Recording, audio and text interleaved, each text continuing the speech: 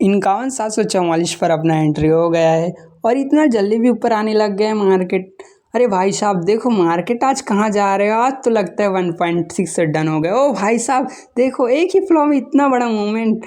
ओ भाई साहब अभी भी ऊपर जाते ही जा रहा है, आज तो लगता है पार्टी देना पड़ेगा सबको।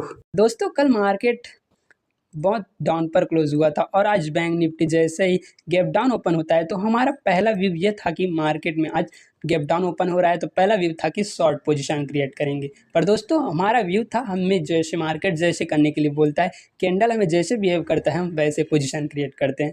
तो आज मार्केट जैसे ही गैप डाउन ओपन होता है पहला कैंडल, तो दोस्तों यहाँ पर ओपन होता है, देखो यहाँ तक अब जाता है और फिर यहीं से डाउन आता है और एक पिन बार जैसा कैंडल बनाता है।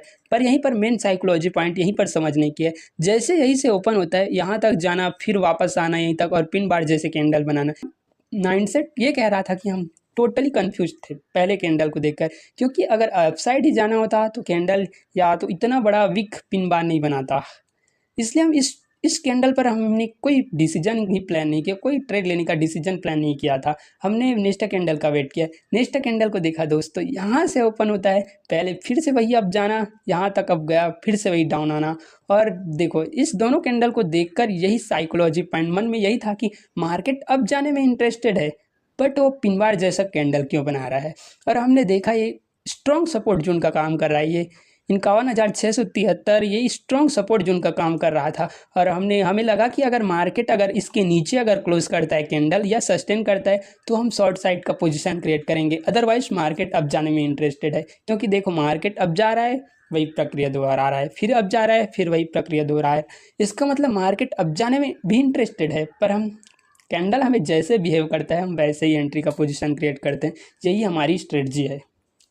हम दोनों कैंडल को देखकर तो यहाँ पर कंफ्यूज हो गए थे, इसलिए हमने थर्ड कैंडल का वेट किया। थर्ड कैंडल को भी देखा दोस्तों, यहीं से ओपन होता है, फिर अब जाता है। तो यहाँ पर हमारा पूरा साइकोलॉजी क्लियर हो गया, हमारा माइंडसेट भी क्लियर हो गया कि मार्केट अब अभी जाने में इंटरेस्टेड है। क्योंकि अगर मार्केट को डाउन ही आना होता तो देखो यहाँ पर मार्केट सस्टेन नहीं करता, यहाँ इधर कैंडल इस सपोर्ट स्ट्रॉन्ग सपोर्ट को तोड़ता और इधर कैंडल क्लोज करता और यहाँ पर मार्केट सस्टेन करता, फिर यहाँ डाउन आता।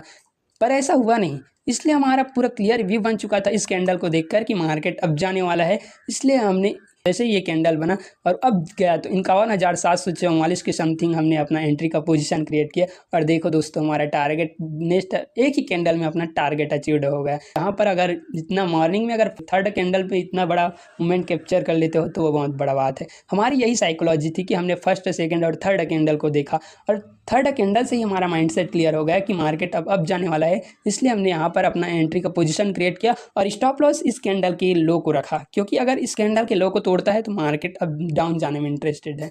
बस दोस्तों यही हमारा आज का लॉजिक था।